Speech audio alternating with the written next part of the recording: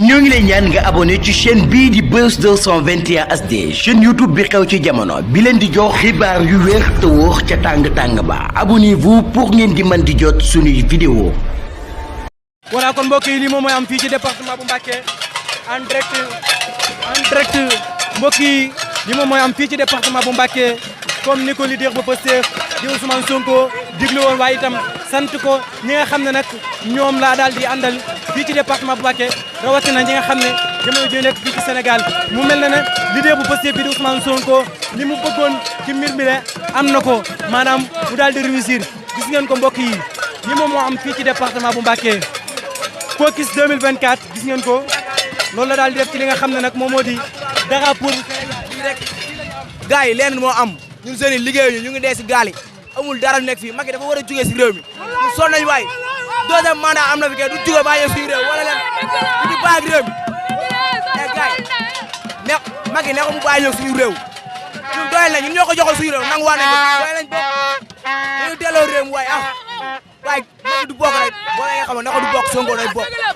voilà kon mbokk yi gis ngeen ni ko waa ji waxee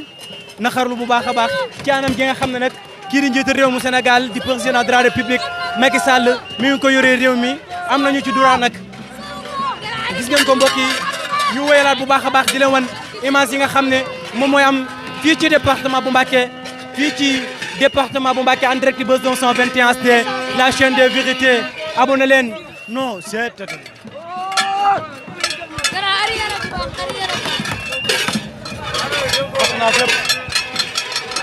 gis ngeen ko mbokk yi gis ngeen li nga xam ne moom mooy xaw fii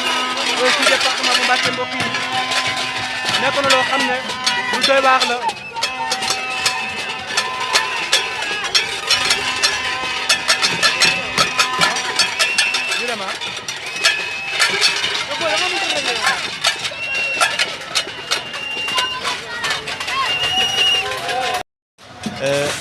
ñun li ñu indi ci concert casserole bi moom mooy ñëw wuyu ci woote Ousmane Sonko bi nga xam ne woote na ko ak wan président Macky Sall ne ko ñun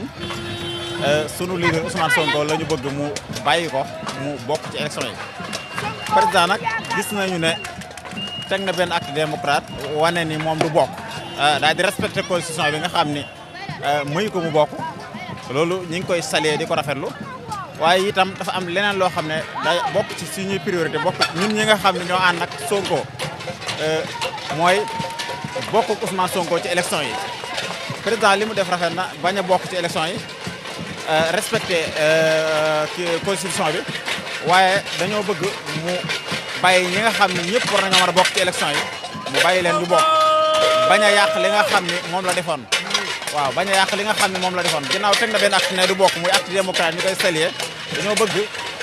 mu daal di bañ a déglu ñi nga xam ne ñoom ñoo koy wax naan ko Ousmane Sonko mii boo ko bàyyee mu bokk su jëlee réew mi léegi laa loolu Ousmane Sonko du ko def ndax loola moom wax na ci lu leer ne du fayantoo bu ñëwee day respecté li nga xam ni moom la charte réew mi wax ñu doxal ci. kon daal président ñu ngi koy ñaan rek ci njekk nag comme ni mu ko waxee ñu ngi koy ñaan ci njekk rek mu ginnaaw def na benn acte démocrate bu rafet bañ a ne bokkatut respecté constitution bi dañoo bëgg mu bàyyi ñëpp bokk bañ a faagaagal kenn ci ay dossier gu mel noonu loolu nga moom la peuple bépp di ñaan Sonko nag candidature am candidat la boo xam ne peuple Sénégal ñoo ko bëgg bu questionné Sonko rek moom moo bëgg a doon candidat comme li daan am déedéet wala parti Pastef li Sénégalais yi ñoom ñoo ko bëgg ñun bëgguñ sax Macky Sall bañ a dem Sonko bañ a dem déedéet ñun bu ndaree demee noonu na Macky dem Sonko dem ndax ñun gëm nañ suñu candidat gëm nañ ko